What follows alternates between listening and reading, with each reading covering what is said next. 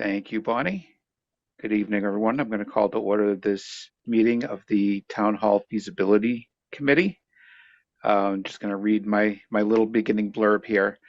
This open meeting of the Town Hall Feasibility Study Committee is being conducted remotely pursuant to Chapter 2 of the Acts of 2023, an act relative to extending certain COVID-19 measures adopted during the state of emergency, signed into law on March 29, 2023.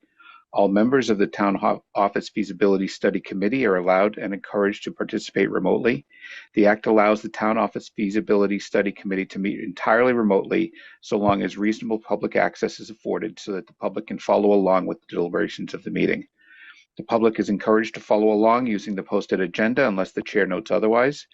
Members of the public who wish to view the live stream of this meeting may do so by going to Northborough Remote Meetings on YouTube via the link listed on the agenda. Ensuring public access does not ensure public participation unless such participation is required by law. This meeting will feature public comment. Members, so we can make sure we can hear you. When I call your name, please respond in the affirmative. Judy Boyle. Present. Kristen Wickstead. Here. Linda Brenkel. Here. Ashley Davies.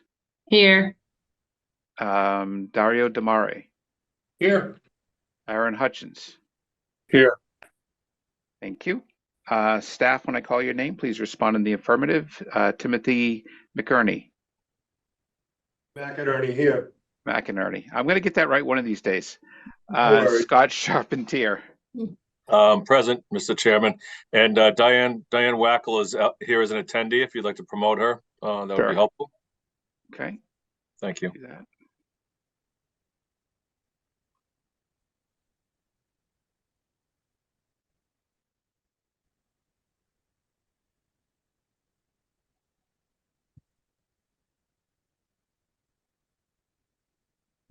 Thank you. Hi, Diane. Thank you. Hi, thank you. I'm here. Okay, so when we get to the portion for public comment, I'll go through those instructions as well. Scott. Mr. Chairman, I'm not sure if you intended to promote Thomas Van Antwerp. Oh, no. Oh. Sorry about that. I think I hit the button one too many times.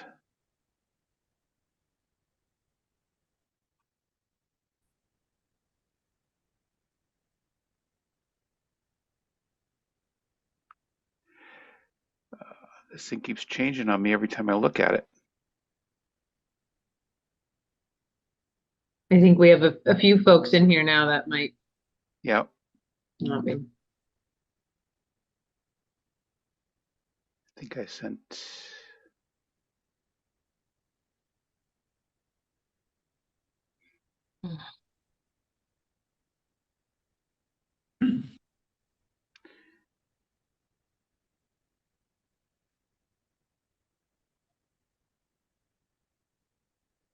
There we go. Okay. Now that we got the technical issues squared away. Good evening, everyone.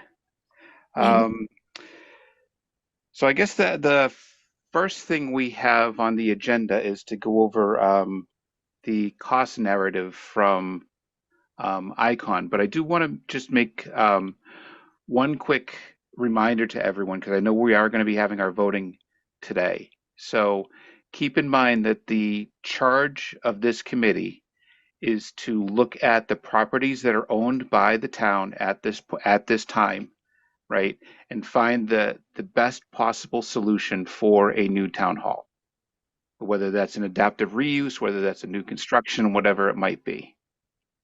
But that is our charge. One of the confusing things we got earlier was we did receive a quote with some cost estimates obtaining another property, which I want to make sure we're all aware that is not what we're charged with. We're charged with only looking at town-owned properties at this point. So with that being said, I will hand it over to ICON. I don't know who's going to be presenting on your side. Hi, Bill. Mark will be doing the presentation. Okay.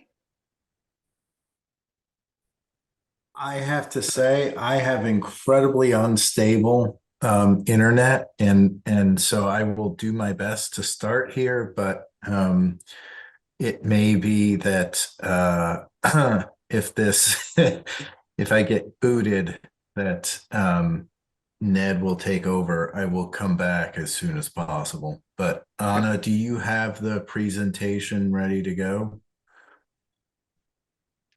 I will say, Mark, sometimes just turning off your video can help as well. So, Oh, not that we don't like to that's a see very you, good but point. Right.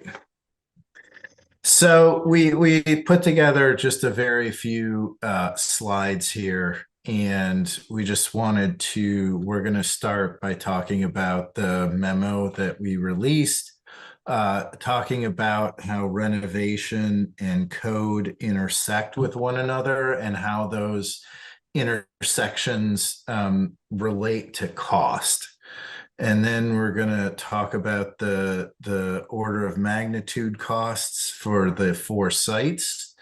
And then we'll talk briefly about what we've seen with other towns. And then leave it all up to you for questions and answers. So Anna, if you could go to the next slide.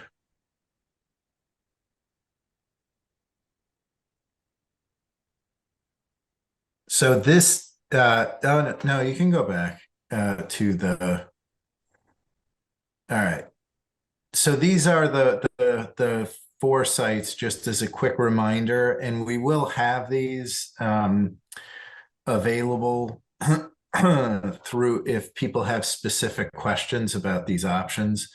The other thing that I would say about these is that, as you can see, every one of them, with the exception of 11 Pierce, has some form of renovation. So with that in mind, we'll talk about first the accessibility code requirements and how those kick in. And it's for state-owned for municipally owned buildings. You can go to the next slide, Anna. If a project, if you do a project that's under $100,000, and if you do a series of projects that are under $100,000 over the course of 36 months, you don't have to do anything beyond what is already there.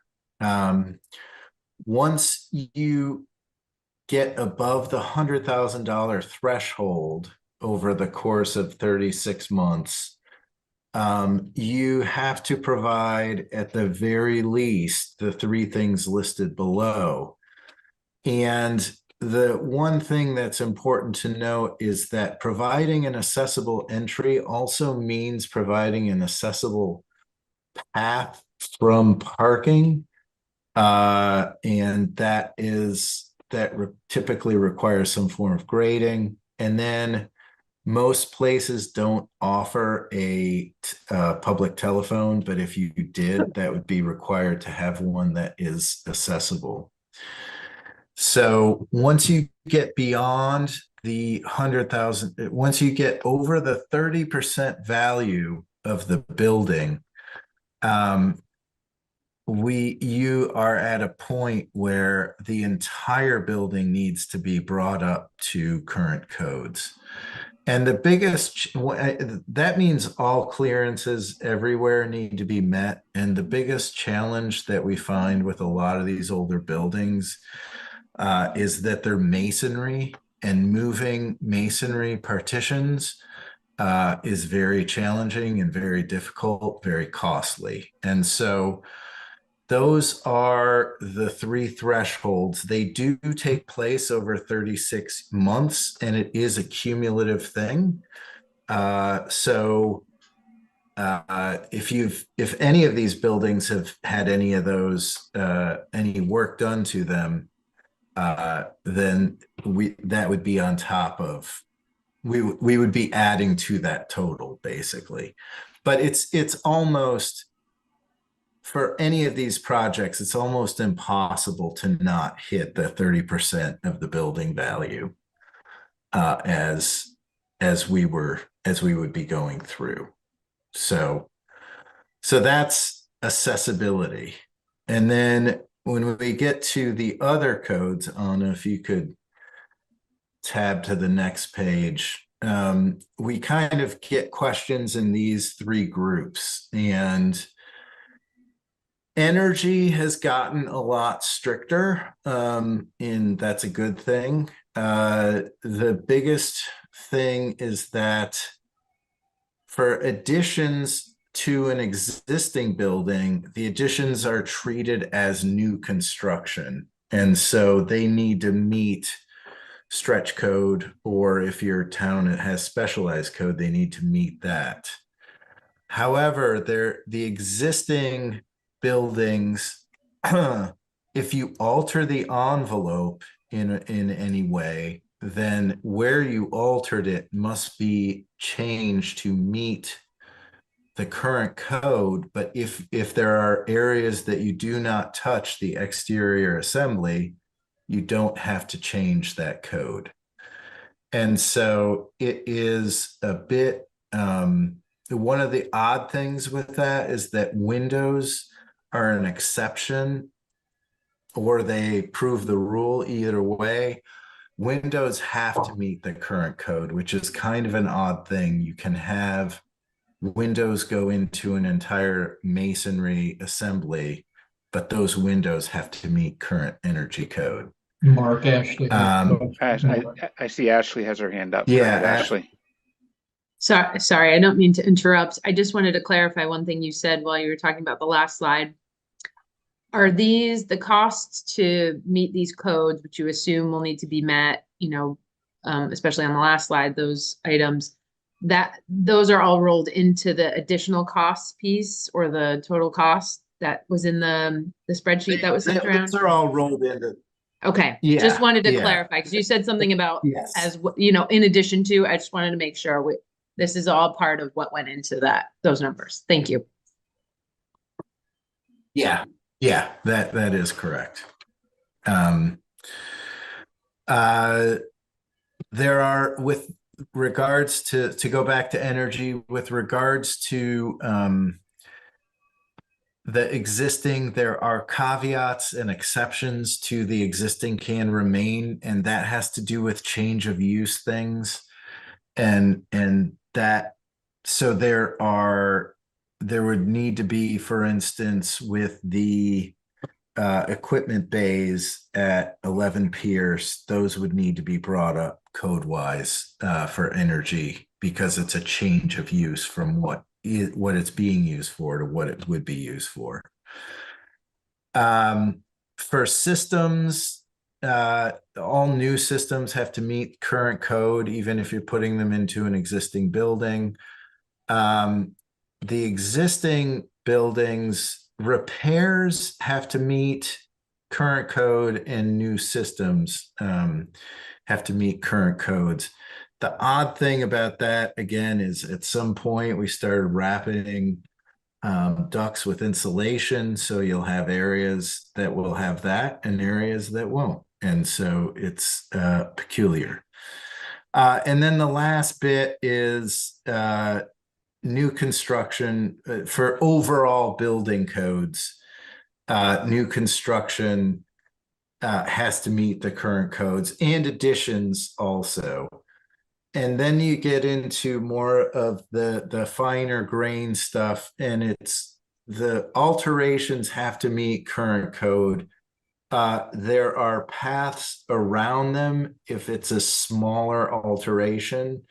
There are paths to doing less, but for just about all these options, the scope, we anticipate the scope to be 50%, greater than 50% of the building area. And because when you get to that point, you're looking at structural upgrades, which means seismic, and that is and then you're also looking at providing new fire protection systems as well. in general, you're close to, when you're at a level 3 alteration, you're close to just bringing everything up to code. And that again has costs attached to it. But as Ashley asked, those costs are carried into it within the order of magnitude table. Yep. Dario? Thank you. Yeah, I had just one quick question on the windows. We're doing a fair amount of historic preservation, and sometimes if the windows are historic in shape and configuration, we don't have to bring them up to the energy code. Is that That's not yep, true? that's true. Okay. And the only one we No, would that's have in a case 100% like, correct. As a matter of fact, yeah, my only point was White Cliffs in the existing building. When you have all those cool, crazy windows, we're not going to be sitting there trying to put in triple pane glass. that is 100% correct. Yes, Thank as a matter of fact, there are exceptions for historic buildings in general if they are registered, such as White Cliffs. That there are. It's kind of a do your best situation with those buildings. Thank you. So those are, yeah. So those are kind of the things that we look at when we're asked about how do codes kick in and how do they work with the building cost. So that's that. Do I have any other questions on code, either accessibility or building and energy? I see Judy has her hand up. Thank you, Bill. I see an asterisk under new building, to the right of the first line. Do we need to know anything from indicated by that asterisk? The bottom of the screen, alterations must. The energy so alterations, because they're with a level 2 alteration, there are exceptions and paths where you can get out of code of meeting the code. But when you get to a level 3, you're typically, which is what all of these will be, all of these renovations will be a level 3 alteration. At that point, you have to meet the code. So I'm saying, I'm giving the caveat, but unfortunately the caveat won't apply to any of these projects. Okay, thank you. Linda. Yep. Yeah, just want to confirm what I think I heard you say, which is the cost to do these, to bring things to code or to construct according to code are reflected in the order of magnitude columns in the table provided. Is that right? That is correct. Yes. Okay, thank you. Okay.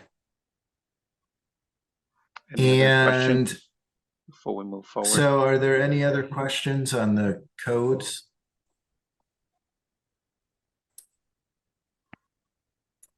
Okay, I think we're good. Clear as mud for Okay. everybody. So we have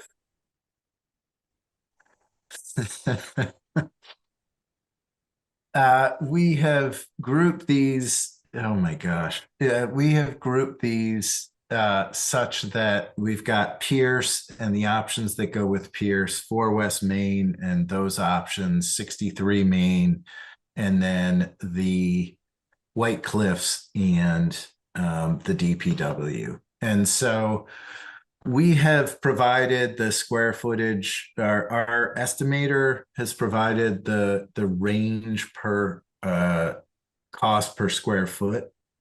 And then we have provided the preliminary subtotals. So for every one of those, that's purely a construction cost.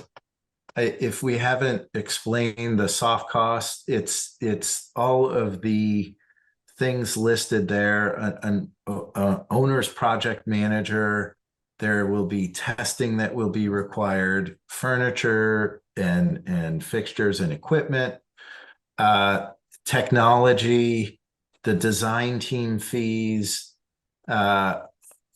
commissioning, all of that stuff gets rolled into soft costs. And so that typically right now our estimators is recommending that we use 25% to cover all that stuff.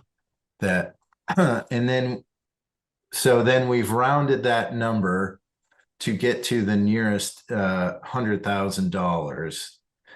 And that is total project cost.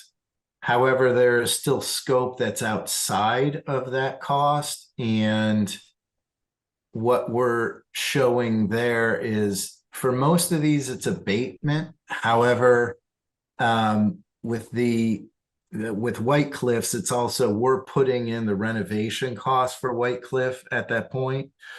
And we have the other thing we did with both White Cliffs and the hazmat is we've taken those numbers and we have extrapolated them to date to FY $25.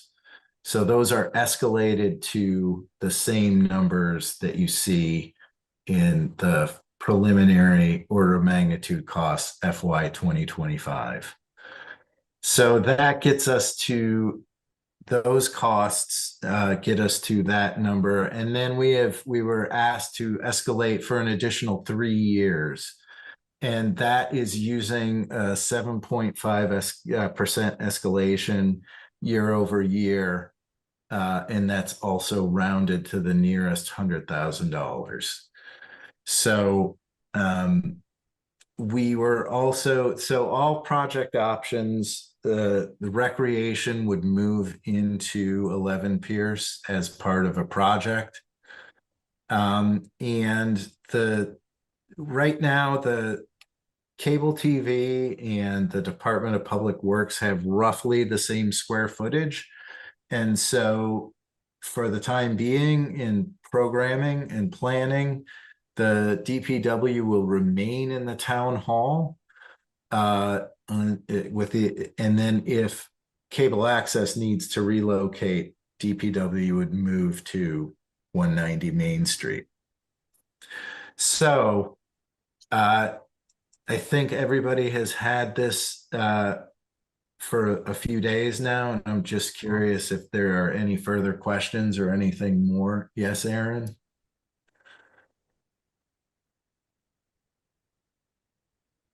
My question relates to the Recreation Department.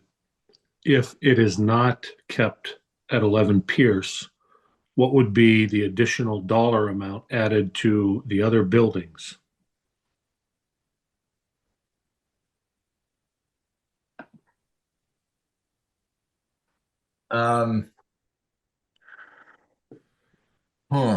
It would, You'd carry it at the new construction cost. But what would that number be? yeah, I was just gonna say it would be in the $900 square foot range. Or how many And square? I believe that, No. yeah, I believe that program came in at eight or nine, or yeah, I think it's, let's say 8,500 square feet. So you're looking at construction cost only at 7.6 million. And then we'd have to, it would be about 9.5 million. Yeah. 9.5 with 9.5 added to the other buildings. 9.5 million. Okay, Yes. thank you. Linda. I just wonder which of the other buildings would lend themselves to having recreation there in terms of space? Would it be possible at any location? It's possible at White Cliffs. White Cliffs has a large enough site to include a recreation building. And maybe the new construction at 63 Main. Would that one have enough? New Possible, construction but at you're gonna be- 63 Main. You'd be It squeezing. would be challenging the, Sorry, Mark. yeah.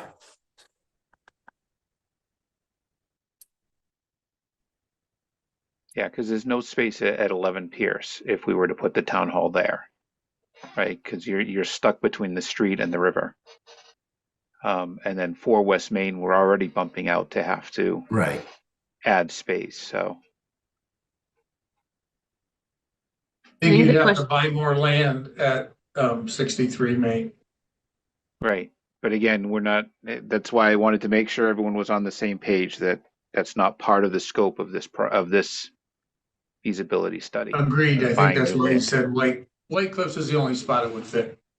And it's an important question to ask just from the master plan, perspective. The downtown plan did look at 11 Pierce as a good site for, some kind of restaurant or other economic development opportunity. So just something to consider as well. Yep.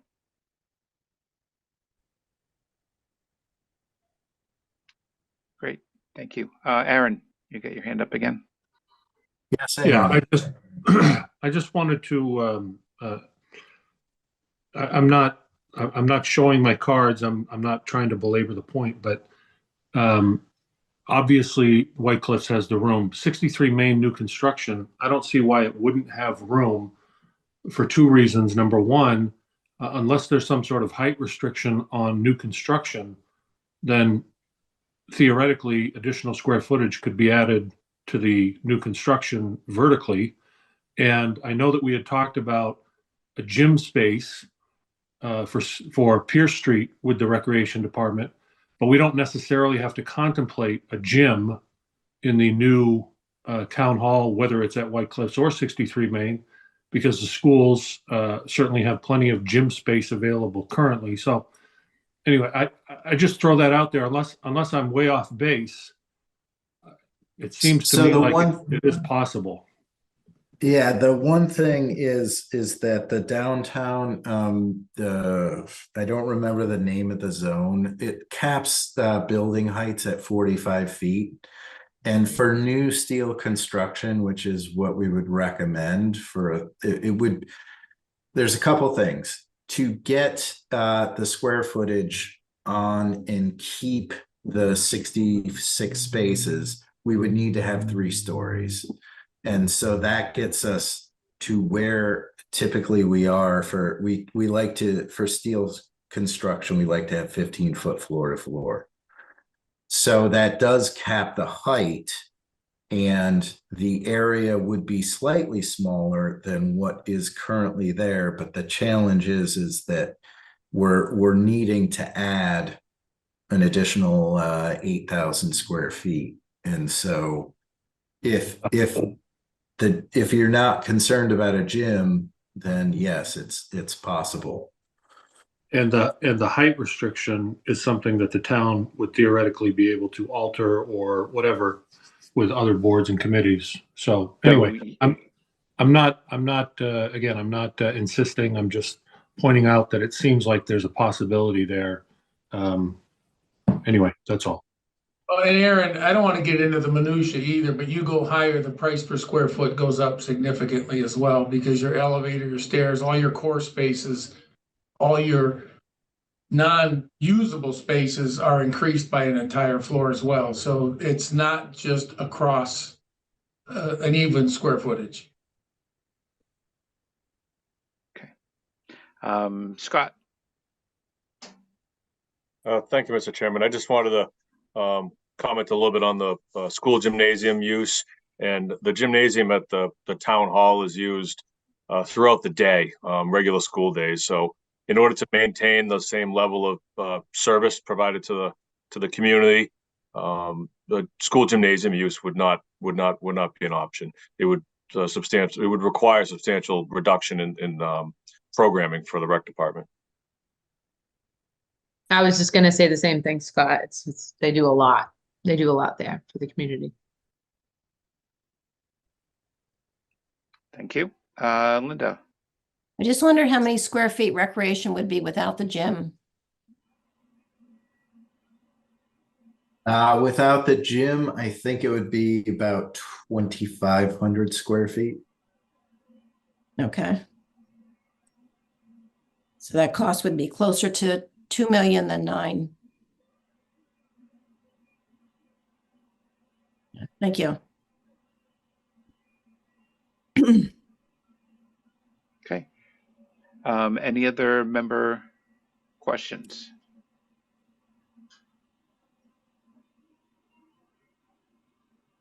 Okay. Bill, can I Um, just go add, ahead. oh, excuse me, sorry. That's okay. On this topic, again, like Aaron, I'm not, suggesting anything, but I know that is part of this conversation. And again, we're getting off topic because we're here to talk about town offices, but, as part of this plan, if it is determined, we're gonna, relocate recreation with a gym, we can potentially use that gym for voting, which has been top of mind, you know, in order to not have to close the schools for voting. So just kind of something to think about. Yep. That's definitely something to definitely keep in mind when we're trying to choose one of these.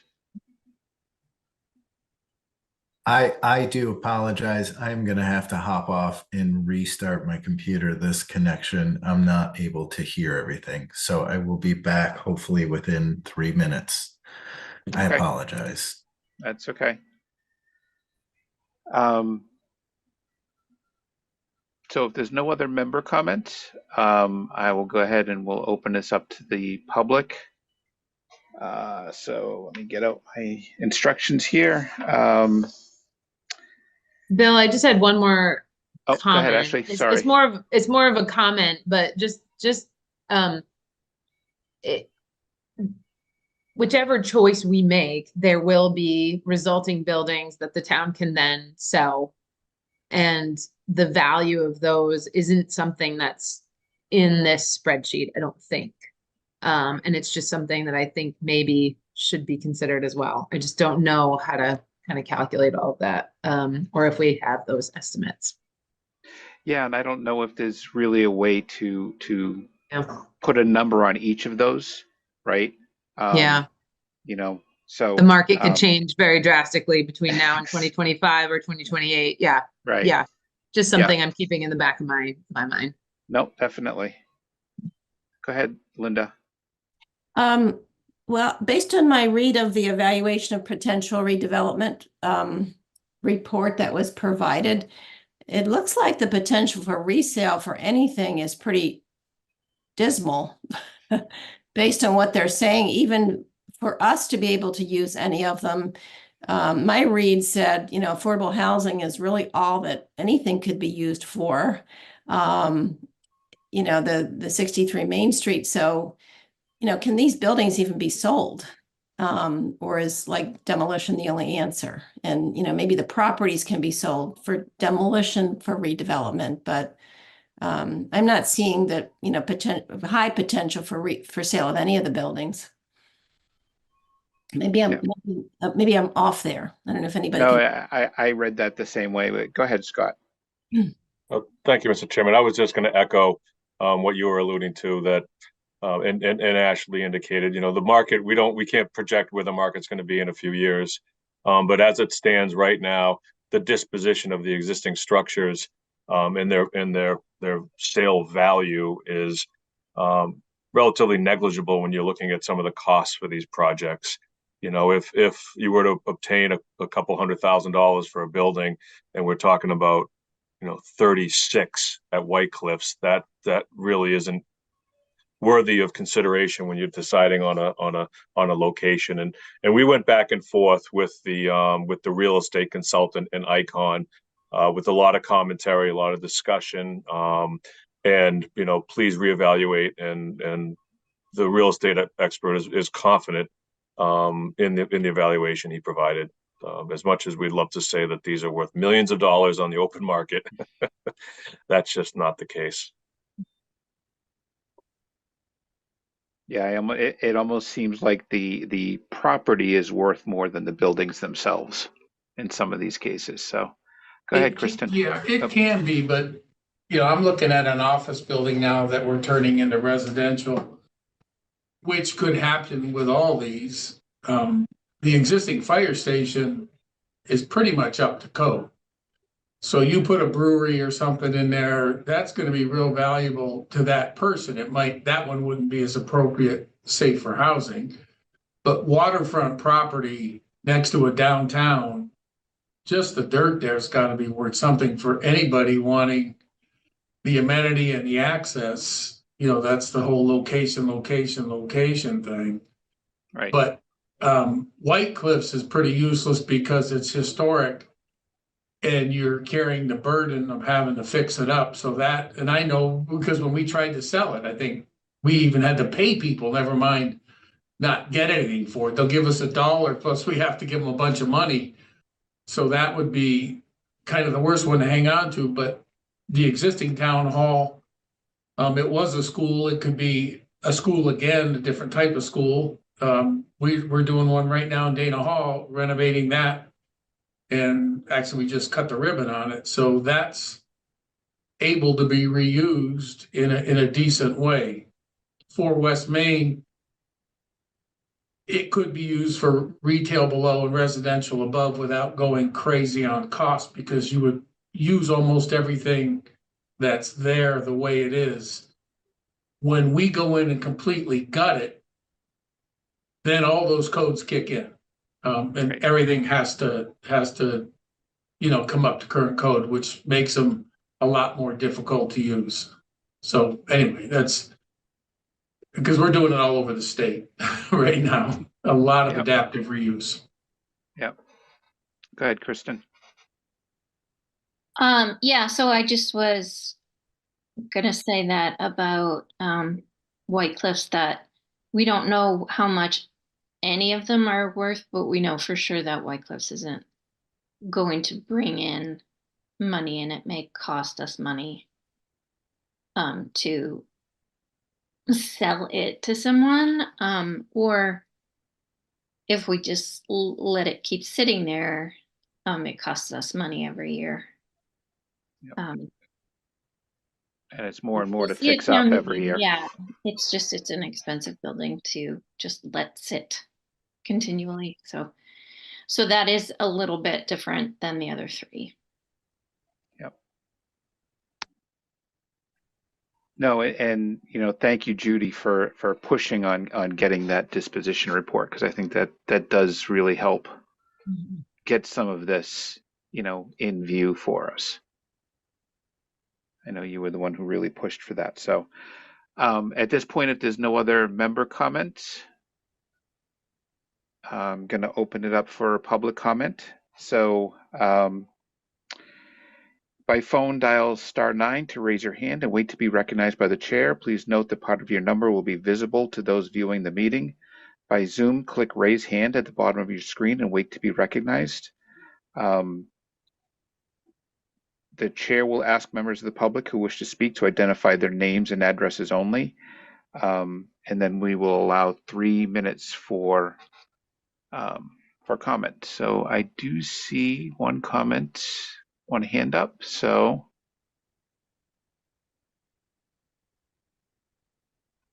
Thomas, Hello. can you hear us? Yes, sir. Oh, yeah. So, well, I'm Thomas Van Antwerp. I'm at 22 Brewer Street.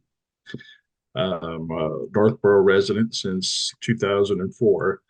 And I work for a company called Nikki's Gardens of Hope. We're a 501c3 charity. And our mission is to create supportive housing for autistic and intellectually disabled adults. So I've been working on a project to build a community in Catskill, New York. And the thought of White Cliffs, obviously keeping up with what's been going on with it. But our model would potentially work to allow you to have the town hall at the White Cliffs, and we would build some residencies for the autistic and intellectually disabled adults. The renovation part of it could be a fantastic outlet for job training and teaching people on the spectrum how to do renovations, which would be a lifelong employment opportunity potentially. Part of our mission is to make the housing inclusive so that it's supportive to whatever medical needs they might have, but also embraces the community. And that piece of property, it's going to have to be remediated. It's going to take a while to get things going, but it can be restored. And I think it could be a good employment opportunity for the intellectually disabled. So there's different ways to go about funding. That's part of what I do, is try to figure out how to fund the projects. And if we could look at some solutions in addition to what it might generate as an event center or a ballroom, but potentially tying in some national grid programs for net metering to allow solar generation to be part of the revenue generation might be something to consider. That's all for now. Thanks. Okay, thank you.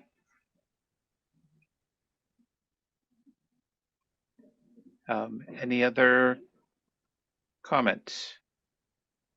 I'm just a comment that when the buildings were being evaluated, Icon was presenting on that. 63 Main Street was kind of touted as being a really good opportunity for housing. So if that were the number one item on Thomas's list, maybe that's something to consider as well, if that building does not end up becoming the site for town hall. Right.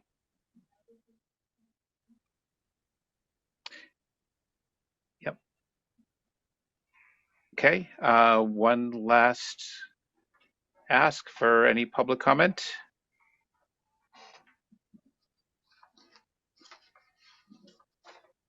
Okay, thank you very much.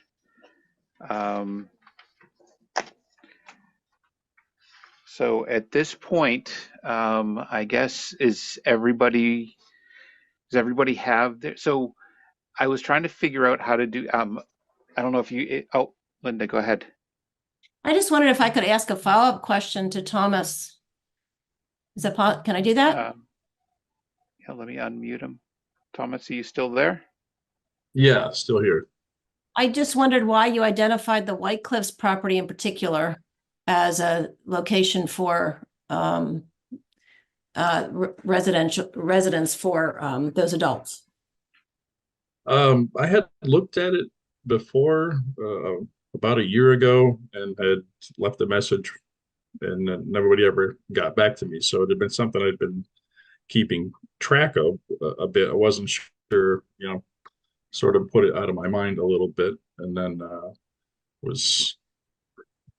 thought I would throw it out there. At least it looks like you're pretty far along the process. I couldn't really tell, and from what I saw, what I was reading through it before, it's great detail on the expenses and the costing of things, but not very much on the revenue generation other than the residencies.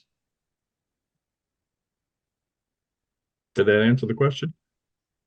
Yeah, well, it sounds to me like you're saying it's because you've been aware of it because it's been in the news. And I'm wondering about, as Ashley mentioned, the other property, 63 Main Street. Is that something that could be considered in your context? It could be. So one of the things I consistently run into is it's hard for a not-for-profit until you have a property to talk about, to work with, then it gets easier to fund things. So, right. This represents a sort of low threshold to owning it, but a big expense for remediation. But if we have all the dots connected on how it worked, then I can get lenders that are interested in it. Okay, thank you. Thank you.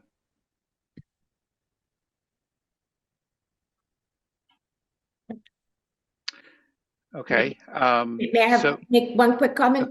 Yep, go ahead, Judy. Okay, sorry. Sorry to interrupt. I have a question for Thomas. Thomas, you mentioned for autistic and adults with intellectual disabilities, pardon me. Where are you at with, or are you at any level of,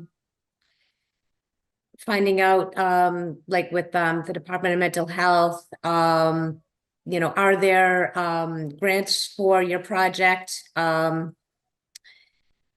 Is it kind of like, okay, we can give you the money, you got to identify the location, anything like that?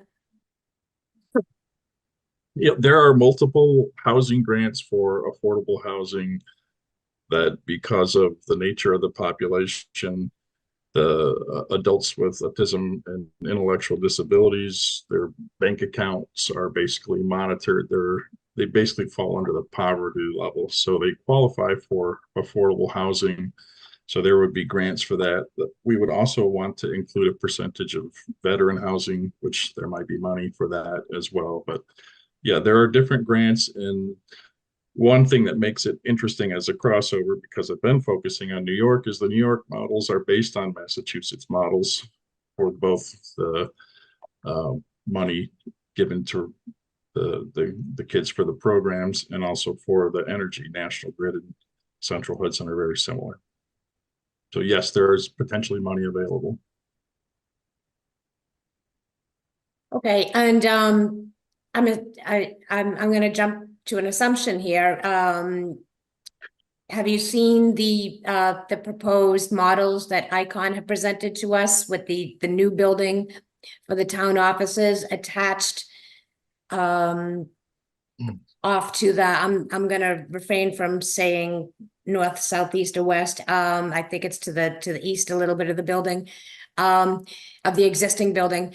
That would be earmarked, if we move forward with this particular plan, earmarked for the town offices. Are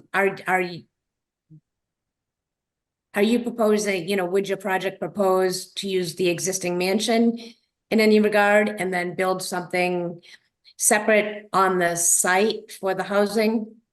Or have you got that far? So, well, from what I looked at, there's enough room to put the town office building. I assume that's the big green one that attaches with the glass to it.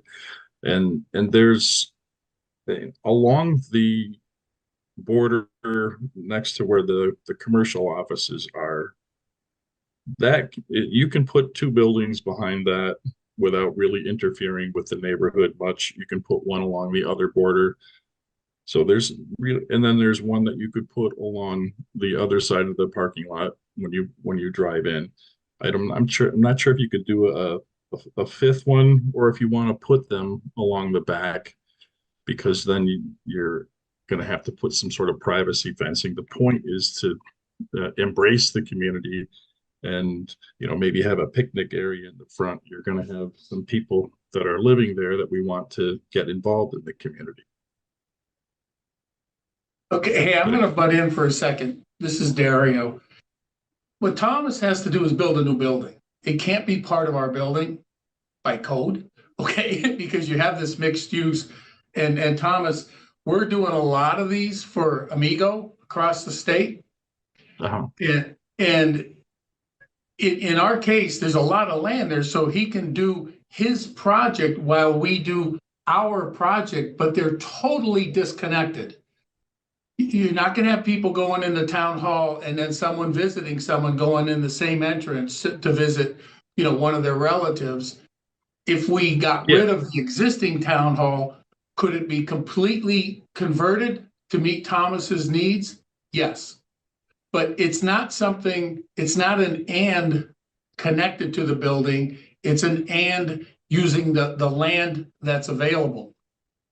So it's just so we're clear about that. He's not going to take 3 rooms in White Cliffs for 3 patients and then the rest of it's public. It just doesn't work that way. Right. I do want to bring up a couple other things. One, when we initially went through a couple of years ago to try to sell White Cliffs, we had 3 proposals. One of those proposals actually went through and had enough information for us to be able to move forward, and that was for housing. And there was a large, the community was not for that. And the reasons that they gave was because that intersection is already difficult as is. The last thing we want to do is add a lot more traffic because now we have housing coming out of White Cliffs and onto Route 20 there. I don't know if to be honest, I don't know if 63 Main Street would be any better. But that was the original sentiment and why that didn't move forward at that point. So, and to Dario's point, that's a completely separate project. We really need to stay on track here and make sure that, we are looking at town hall. We're not looking at additional housing, additional buildings, anything else like that. This is the town hall feasibility study. So we need to really reel it back a little bit on this. I appreciate, Thomas, what you're saying. And there's another facility, I think, right over the line in Berlin, right down the street from my house. And I think they do amazing work. But we really need to reel this in a little bit, I think. Thank you, though.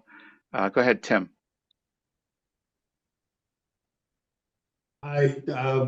Thomas, I owe you a phone call. You called me this week, and I think I sent you an email. So you're on my list. I just want to at least acknowledge that you called me this week, and I'm going to get back to you.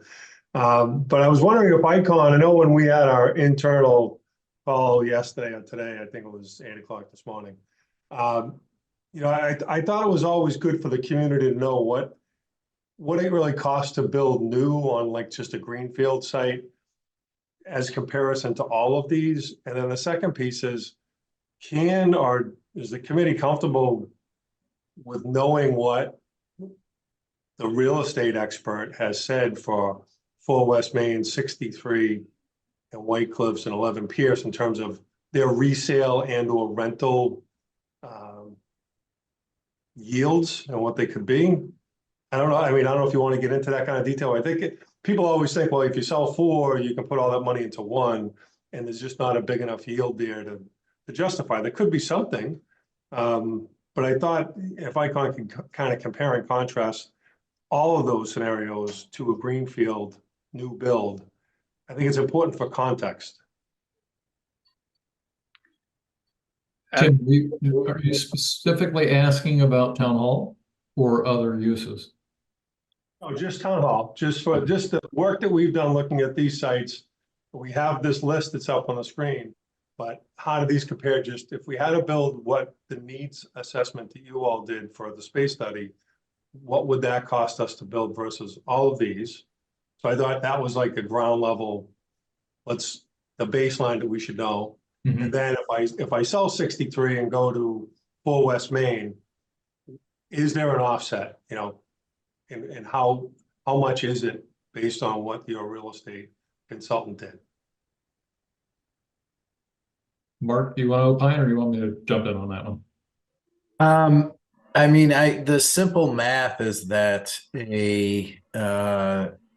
with regards to just a greenfield site, we're looking at $900 a square foot. The construction cost would be about $23.7 million for our current program, which is 26,300 square feet. So that's construction cost. When you add the soft cost multiplier on there, you are at 29.5 million. That is so that would be the cost if the land was already owned by the town, that would be the cost. With regards to, I'm going to let Ned take over for the other question about the other buildings. Yeah, I think unfortunately, in terms of potential resale and money coming into the town from the existing properties, the prospects aren't good. I think that what you would be relying on is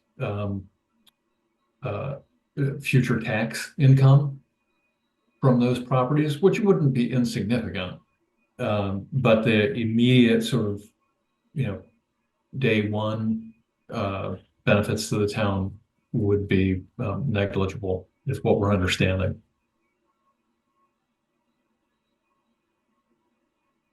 All current, the buildings you looked at, we have the same answer for each. Yes. Yeah, I mean, it's still true that because 63 Main is a historic school property, it has some attraction to it for potential development as affordable housing, and that was noted in the disposition commentary as well. 4 West Main has numerous issues associated with it that have been pointed out. Although interestingly, the real estate consultant felt like it was in the town's best interest to keep control of that property so that you could really determine what goes in there, which seems to make sense with the downtown master plan as well. At 11 Pierce, he didn't comment a lot on that because it relies on, as Dario suggested, it relies on a kind of unique use. And until somebody identifies that and is willing to make that investment, it's hard to predict, you know, what could go there. It does have a surprisingly good alignment with your recreation needs, but that's an investment too. Tim, did that answer your question? Yeah, no, that's good. And if the committee's way ahead of me, I apologize. I just thought it was good for the public to understand the baseline and then the potential of reselling other parcels to offset any.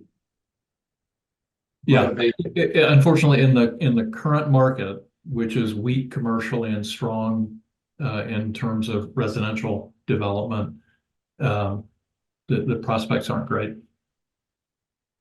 Thank you. Yeah, I think that our consultant stated over and over again that it's really these properties would be interest to a speculative developer, somebody that's willing to go in not for a lot of money and see what happens in 10, 15 years, and if something can be done at that point. So. Thank you. Linda. Mark, that figure you quoted, the 29.5 million, does that include the recreation space or does it exclude that? That excludes, I believe. That does exclude. Yes, that does exclude. Okay, so you'd be talking potentially 30, 40 million. Yeah, to do the entire building program, I would have to, I can get that number to you momentarily. Okay.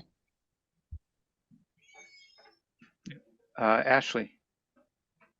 I just wanted to know again, obviously like we said earlier in the meeting, we have to consider we have to make our choice and vote based on the numbers that are in front of us, and thinking about the real estate is completely speculative. We don't know what these properties could bring, but you know, the master plan committee and with the downtown plan are working really hard to try to bring on, you know, some economic development assistance to really try to bring the downtown plan to life, which really includes 11 Pierce and 4 West Main in a big way. And if what the consultants that did the downtown plan for us, if what they envisioned is able to come to pass, I think then those buildings really do hold value. And then there really is some really good potential there. And I think there's value, whether or not they sell for many millions of dollars or not, there's value to the town in allowing for that eventuality to come about. So. Yeah, I think that's what was behind the thinking that 4 West Main would be better retained by the town, so that you could control that. Right. Yeah, and I think we all did see the letter that came from the Master Plan Implementation Committee. So I know I did forward that off to everybody. So go ahead, Linda. So I do have one source of confusion around that relationship, and that is, you know, some of the arguments for not putting town hall in the center of town have been that there's not insufficient parking. Yeah, I'm not sure how putting retail space and restaurants and that kind of thing eliminates that problem. In fact, I think it worsens the problem because you're potentially more parking needs if you have those kind of establishments there as compared to a town hall. So the downtown plan considered a developer would come in and purchase out the whole block there on Blake Street and put in underground parking or a parking garage.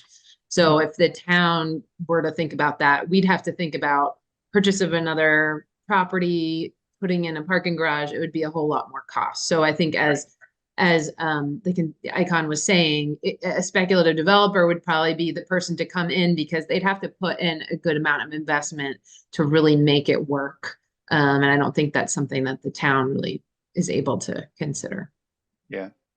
And Linda, to your exact point, right? I was going to sort of bring up as well the fact that I think there are only 9 spots that are dedicated to that building.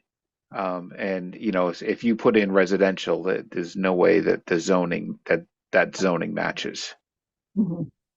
So, yep. Bill, if I may, really quick. Yes, sir. I think it was Linda that asked to build out the entire program, which is 38,200 square feet. It would be a $34.4 million construction cost and a total project cost of around $43 million on a greenfield site. Right. And that's assuming that the town owns a empty lot somewhere to be able to put that spot. Correct. 43 greenfield without the land. Sounds right. Yes. Thank you.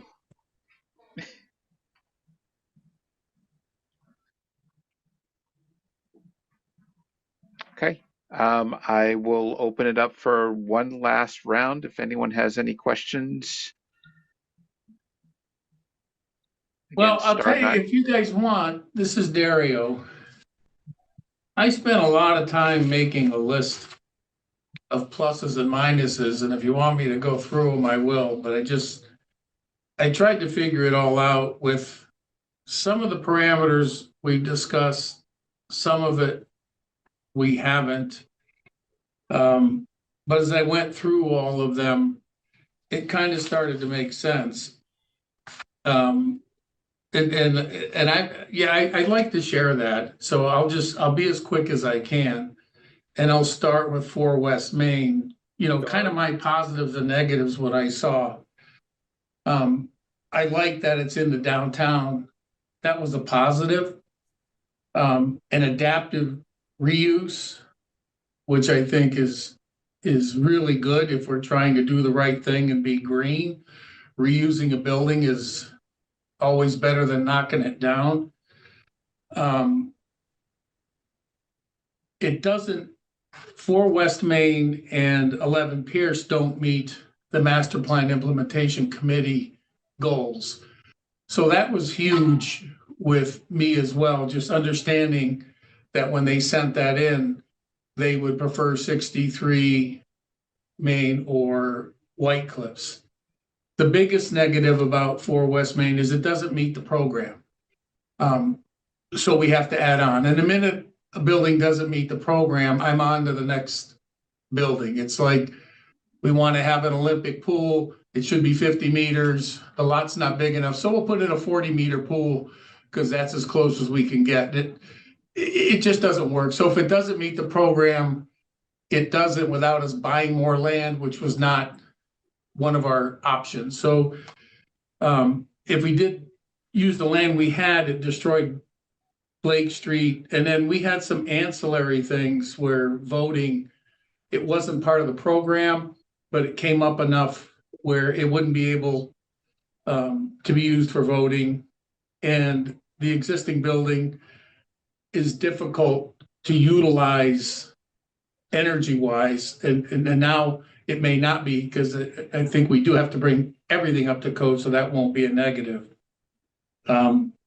and it could be great for resale or reuse for something more appropriate to the downtown that's more in line with the master plan implementation committee's 2-year project.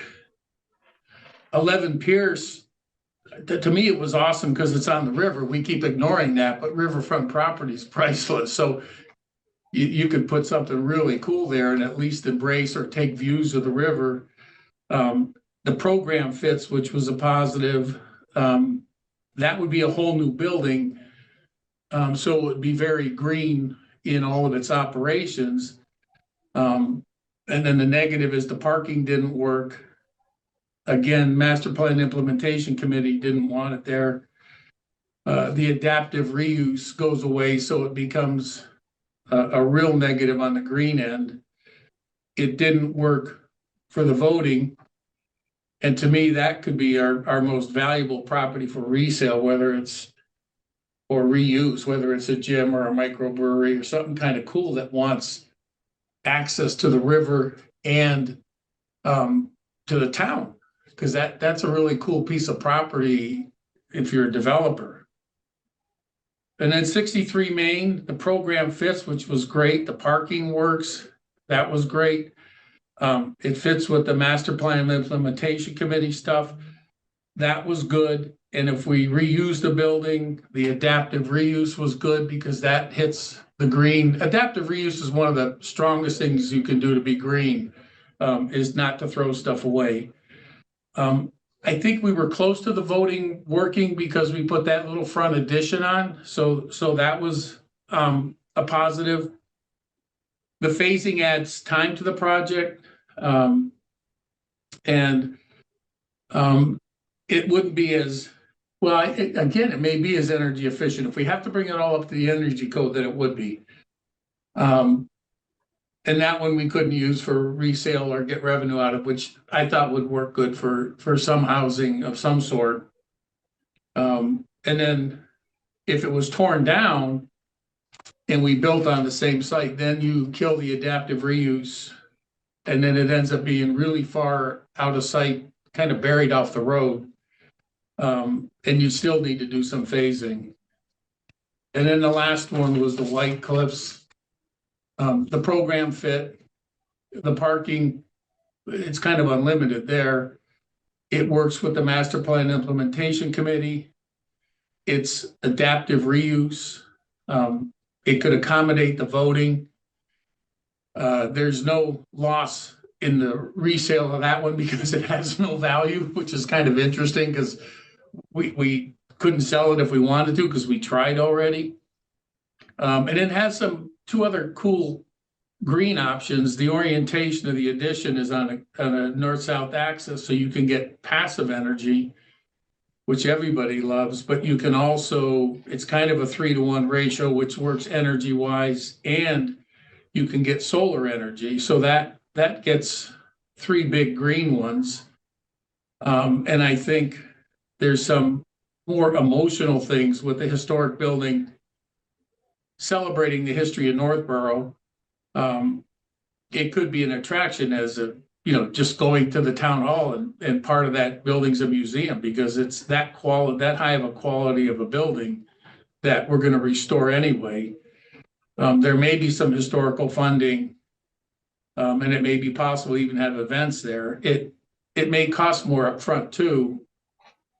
And then the other things we talked about there, I mean, costing more upfront is a negative, is we talked about the post-occupancy money or savings, which we're saying, hey, we're not going to get $30 million selling the other 3 buildings. We'd be lucky if we get 3 million. But eventually those can be rented out and used for taxes and or sold. Additionally, we eliminate the expense of maintaining something we can't and haven't and won't use. I'd rather maintain something we occupy. So if we do fix it all up, that saves us a tremendous amount of just money out the window, if you will. Those are all my comments. Thanks, Dario. Kristen. Hope you're on mute. Whoops. I get one of those a meeting, according to Mitch. So One quick clarification on Dario's comments. So by program fits, do you mean that the needs of the town hall, according to the people who work in the town hall, is the program? Yeah. Yes, it's what they gathered, what Icon and this whole team gathered. The main objective of this is say, what do you, the town of Northborough, need for your town hall? And they had tons of meetings saying, this is what we need. And to me, it's imperative that we meet those needs. I mean, we had our chance to question them and we said, okay, we agree, here's what we need, here's what we should build. So if one of the options can't accommodate it, it just doesn't work. It's like, okay, the ceiling height isn't tall enough, so we'll have a 9-foot basket for our basketball courts. And it doesn't work. The program needs a basketball court, they need to be 10-foot high baskets. So if we don't meet the program, we throw it out. And I think Scott addressed it too, saying, all right, no, actually it was I just lost. Mr. Pierce addressed it when he said we can't start buying land to make it work. If it doesn't work, it doesn't work. We have to deal within the parameters. And Bill had pointed that out of what we have in front of us. Mm-hmm. And that's all I was looking at. I wasn't saying we could buy more land or think we should for any scenario, since that is kind of out of Icon's and our scope at this point. So yes, it would meet the program as defined by Icon and the whole committee that went through all the programming effort. That's what the study's based on. Thanks, Dario. And I guess my other comment about White Cliffs, just as the select board representative, having gone to many meetings about White Cliffs, and I wasn't even on the previous White Cliffs committee, but as when we did consider that affordable housing project, and they were going to have funding and everything, but they were going to build a really large, really huge apartment building next to the mansion, and that was going to draw in a lot of cars and a lot of traffic, and that was the issue, like Bill said. But also, if we don't use White Cliffs for this, if anybody is wondering what happens next with White Cliffs, I believe what would happen is we would create a new White Cliffs committee, and we would kind of recreate the wheel with picking people for that committee, and then having that committee have meetings and try and figure out what to do with this building, which would probably be, I mean, Scott Charpentier is here. He could probably give a 2 cents on this, but I think it would probably take another year or a year and a half or so at least to have some sense of what we could do with it, because we know what these meetings are like. It took us a while sometimes to be able to all show up on the same night and stuff. So anyway, it's just drawing that out a lot longer, and that building is really expensive to maintain. Another thing Scott can probably give us 2 cents on. So that's my perspective as someone who's just trying to pinch pennies and be as economical and logical as possible when I'm thinking of what building to recommend tonight. Thanks. Right. No, I agree with you, Kristen, and I think one of the things we have to keep in mind is that, you know, and I've said this many times, we are not only picking a town hall, but we're helping to decide what the disposition of the rest of the buildings are, right?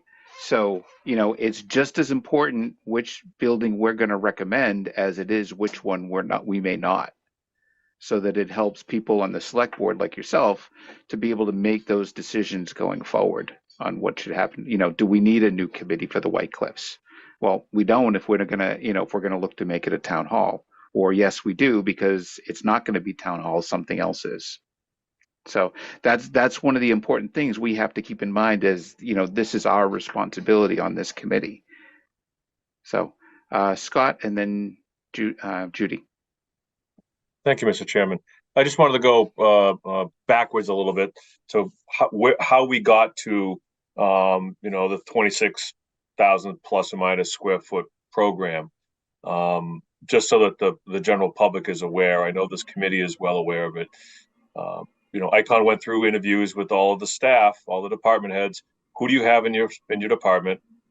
Where do you see your department growing by positions, if at all?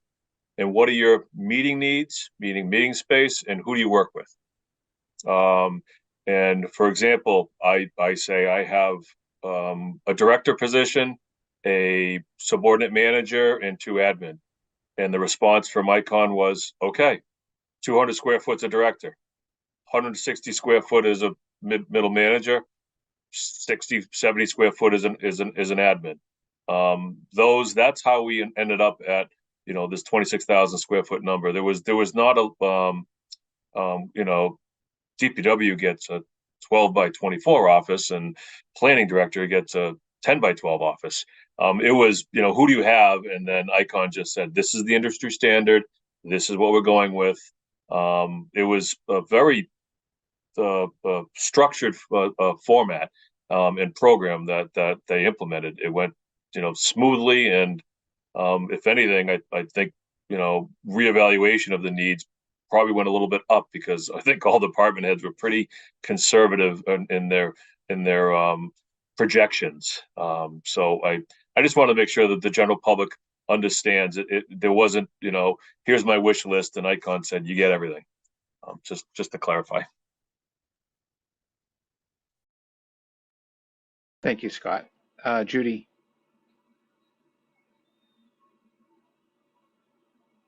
Okay, thank you, Bill. So as a resident and a member of this committee, or probably a resident first, I always try to look at the big picture. We know nothing's going to happen today. So we need to have the foresight. Well, I'll speak for myself. I try to have foresight, let what can be accomplished in 5 years or whatnot. So rather than just, continue to put a Band-Aid on the problem, plan for the future and what is, the best for the greater good of our community. Right now, we have several buildings that have no value, but we can turn that around as a town. One of the common threads is the shortage of parking. Ashley, thank you for your work on the MPIC. You have some proposals. The MPIC is working incredibly hard to respond to the community's request. What do we want to see? And at some point, we need to make some decisions to try to, plan for the prosperity of this community. You have to spend money to make money. And again, how do you get the money? That's going to take time. I get it. But some decisions need to be made, make the decisions, and then things will start rolling. Hopefully someday we'll see the fruition, all of our ideas will come to fruition and all these buildings will be extremely valuable. So, just I'm feeling like just some, let's make some decisions and then figure out how to reach the goal. And then everything else is going to fall into place. That's just so again, probably a resident speaking more than a member of this committee, but it's for the greater good of the community. I thanked Rick for sending the letter. I took it to heart. He was passionate that he wanted us to consider his message is consider the greater good of what we're trying to do here as the master plan implementation committee, and they're charged with responding to what the residents want. Thank you. Thanks, Judy. Linda. Ashley, I wonder if you could comment on how use of 11 Pierce Street for recreation would be viewed in the context of the master plan. I mean, we didn't discuss it we really didn't discuss it in our last meeting, so I can't speak for the committee, but if the feelings are the same, I mean, we did discuss it a little bit, sorry, we did discuss it a little bit just in the fact that 11 Pierce and 4 West Main are both sites that are part of a vision for the downtown that involves economic development. So having town offices there was contrary to that vision.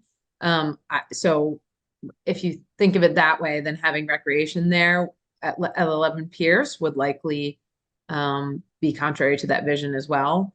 I think it's something I can bring up at the next MPIC and kind of get everyone's perspective. But from my perspective, I think White Cliffs having the ability to accommodate the needs of the recreation department in addition to all of the rest of the needs of the town offices, I think makes it more attractive. Because if 11 Pierce is something that we should reserve for some sort of business use, then, we have the opportunity to give recreation everything they need at the White Cliff site. Thank you. Thanks, Ashley. Thanks, Linda. So at this point, I'm going to open it up one last time for public comment because we haven't officially closed that. So this will be last chance, and then we will close public comment, and then we'll move on. Going once, twice. Okay, so we are going to close public comment at this time. So in trying to figure out how we were going to vote for this, I think it's important not only that we have one property, but that we show what might be the second or third options, right? So what I did is I developed just a little spreadsheet about using some ranked choice voting. So I'm going to share. Before I go on to that, Icon, thank you very much for all your hard work. It is very much appreciated by everybody in town. I'm sure all the select board, the planning board, as well as this committee. So thank you very much. I appreciate your help in this process. I know I've learned a lot, and I've been on the planning board for 2 years, and I probably learned more in the last 6 months than I have in 2 years on the planning board. So I appreciate it. So at this point, let me share out my screen here. Don't tell Carrie and Laurie. Yeah, especially Lori. I know, right?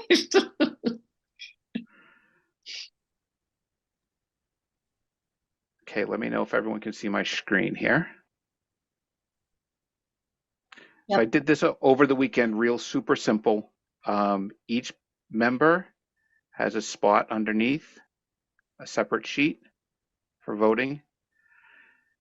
We'll make a choice, right? What's your first choice? What's your second? And so on. And then if we go over to the total, those totals will show up here. So the lowest number is going to be the one that's decided. Does that make sense for everybody? So we're going to ask for your first, second, third, fourth, fifth, and sixth. There are 6 options. Can we just be 100% clear what the 2 that have option 1 and 2, what the option 1 and 2 are? Will you just read those to us? Sure. Let me do this. Let me go to the total, and I'm going to do. Bill, is there something supposed to be on our screen? I don't see anything. You don't see my screen?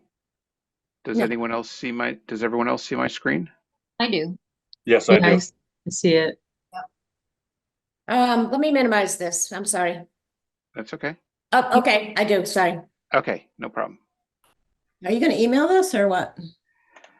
No, we're going to do it right here. I'm going to fill it out as we go, and then I will email it to Scott, the final file. Okay. Can I just get a clarification? Yep.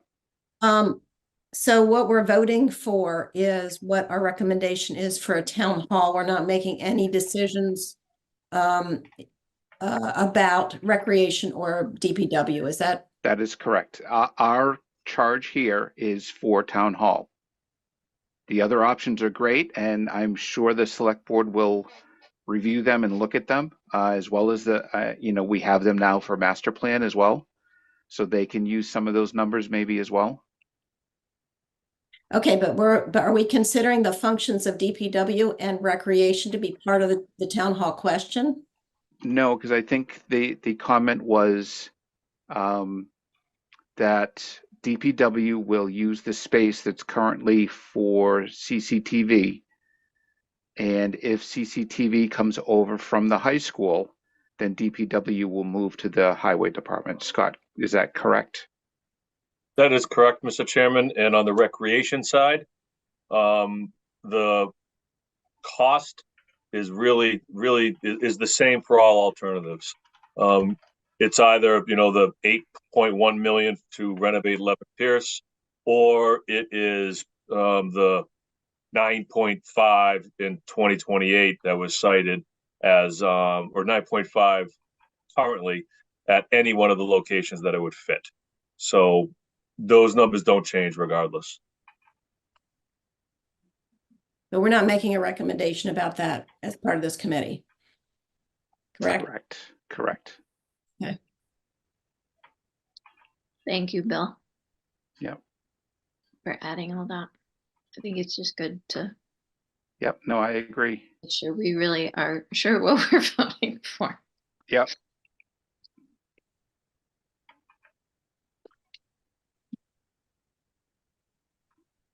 Okay. So does anyone want to volunteer to go first, or otherwise I'll just go right across the bottom sheets here? Okay. I guess we'll go right through the bottom sheets. So Linda, what is your first option? 167 Main. Okay. Second is new construction at 63. Third is reuse of 63. Fourth is Pierce.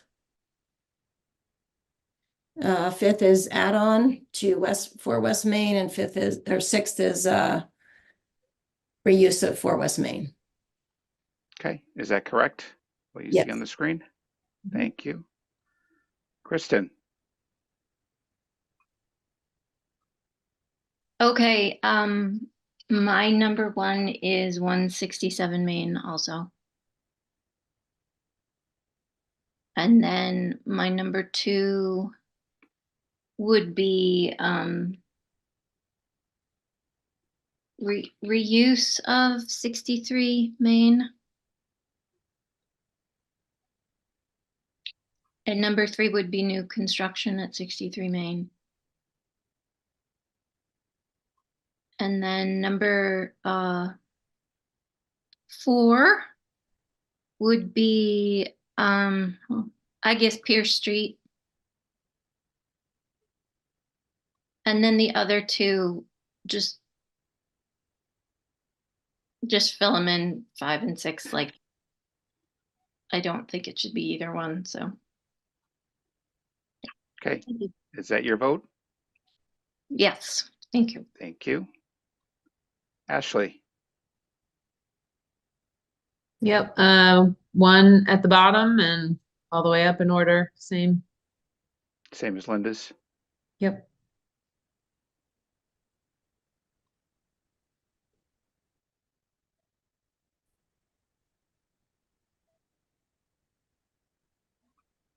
Okay. Is that your vote? I need to. Yes. Thank you. I just want to make sure that we get it on the record. Yes. Judy. Exactly as Ashley, 1 to 6 up the top, 1 at the bottom, 6 at the top, please. I'm seeing a pattern here. I feel like mine is wrong now. I was just trying to be, There's no right or No, wrong. I know there's no wrong. I just feel like I know it's more expensive, but the reuse is Yep. Dario said it was green. I don't know. Judy, is that your vote? Yes, please. Thank you. Aaron. number 2 at 167, number 1 at option 2 at 63, and the rest are 6. Well, I can't do all 6, but Well, doesn't matter because, it doesn't matter. So if I go, I mean, it does, actually, number 3 does matter. well, Do you have a number 3? I don't have a number 3. They're all 6s. I don't foresee town hall being viable in any of those other uses, so.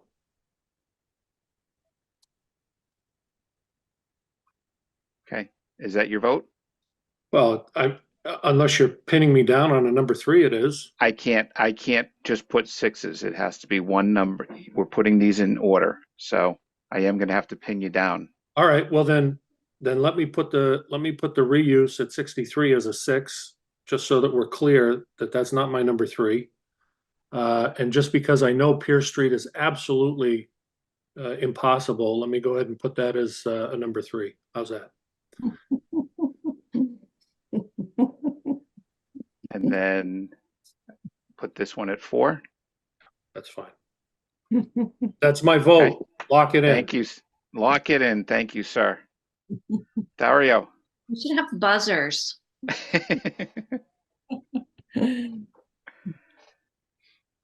Dario is still with us. Dario, wake up. Sorry, I was on mute. I already told you, and if you didn't hear me, then I can't change that. From the bottom up, Main, 167 Main is number 1. The add-on to 63 Main is number 3. The reuse of 63 Main is number 2. Pierce is 4, and then 6 and 5 on the way up. So 1, 3, 2, 4, 6, 5. Oh God, I'm the same as Kristen. I gotta change that. That's not Almost. right. Almost. I think your top 2 are off. All right. Is That's that your good. vote? Yes. Thank you. And I am going to go straight up.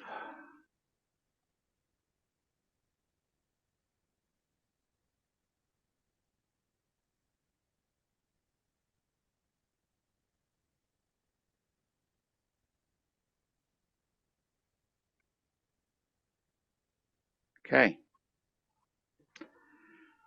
So it looks like White Cliffs is our recommendation. Number 2 is the new construction at 63 Main. Number 3 is the reuse at 63 Main.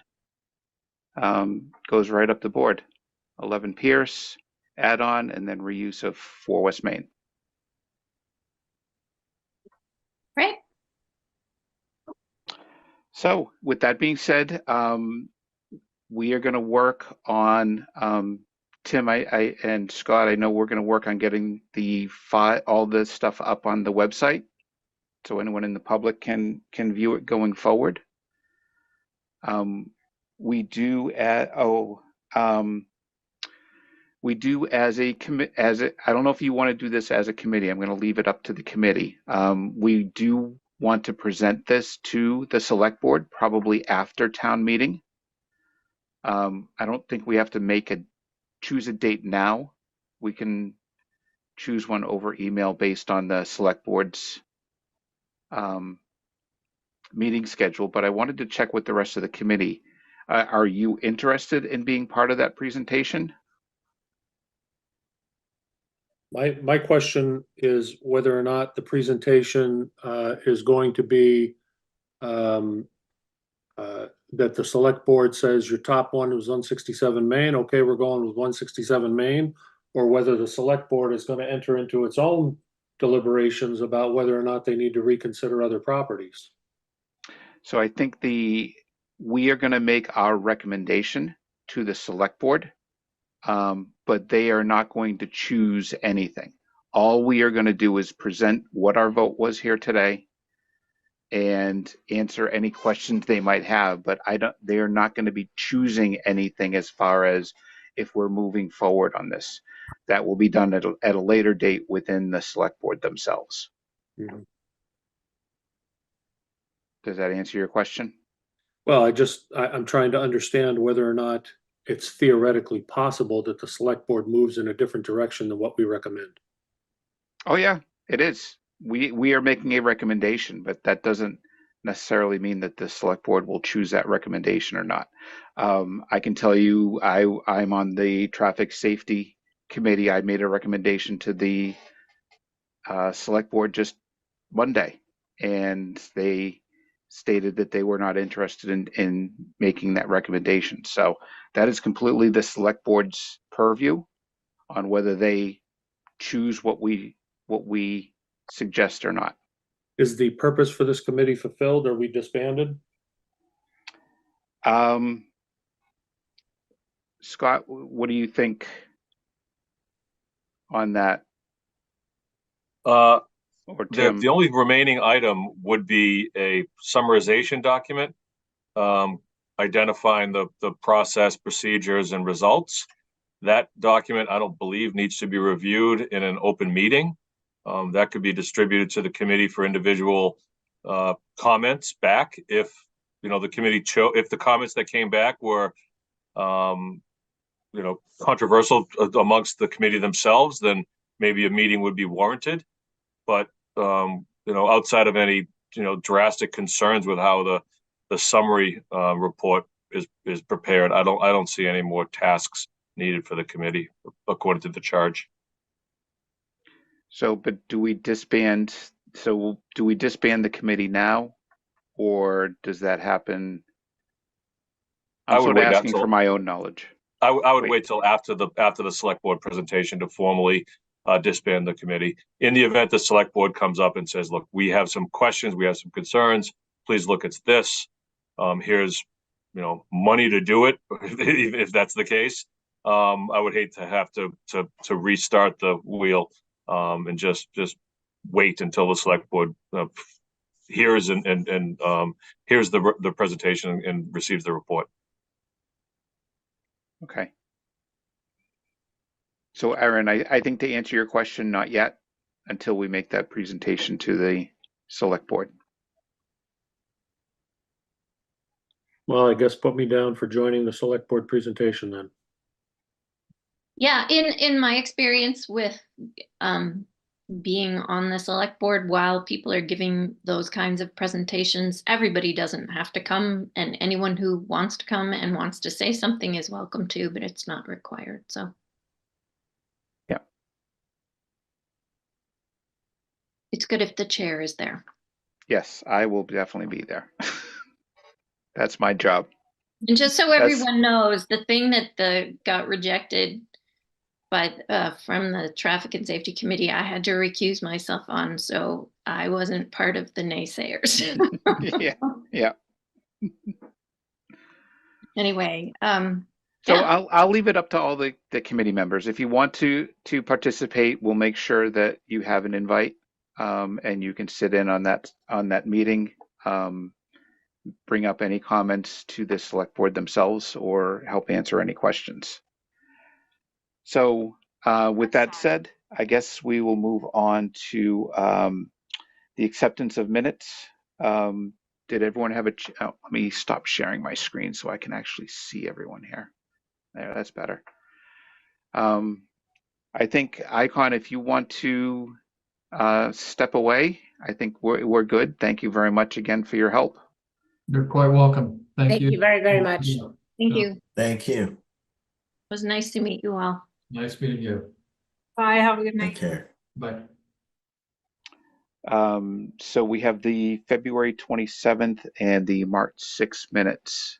We'll start with February 27th. Did everyone have a chance to review the minutes? I know there were some amendments. Does anyone have any questions about the minutes? If not, do I have a motion to approve the February 27th, 2024 minutes as amended? I move that we approve them as amended. Thank you. Is there a second? Second. Thank you. Roll call vote. Judy? Aye. Kristen? Aye. Aaron? I'll abstain. I think I authored both or most of those. Linda? Aye. Ashley? Yes. And Dario? Yes. And I'm an I as well. So next is March 6th as amended. Did everyone have a chance to take a look at the minutes? Any questions? Okay, do I have a motion to approve the March 6th, 2024 minutes as amended? So moved. Second, I'll second. thank you. Roll call vote, Judy, Aye.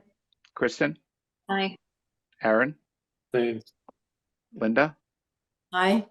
Ashley, Abstain. Dario, Aye. and I'm an aye as well. Okay, with that is, I don't think there's any other business that is going to come in front of this board. Tim and Scott, if we can get the, all these files and everything up on the website, the sooner the better, that would be great. I know you guys are busy with town meeting and all that preparation, so. Tim, we if do you wanna- could get everybody from this committee those trophies that we give people when they're on committees. When the committee Participation trophy.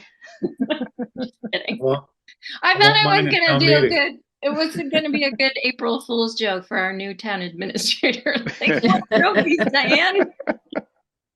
Piece of pizza from Venus. We'll just take the tax abatement. Yeah. One excise tax. Take it bill. easy. Yeah. Do I have a motion to adjourn? So So moved. moved. And Second. second. Okay, roll call vote, Judy, Aye. Kristen, Aye. Aaron, Bye-bye, yes. Linda, Aye. Ashley, Yes. Dario. I'm gonna abstain because I'm gonna miss all you people. I'm sure we'll see you again, All right, Dario. I'll say aye then. Right. And I'm an aye. Thank you, everyone. Have a good night.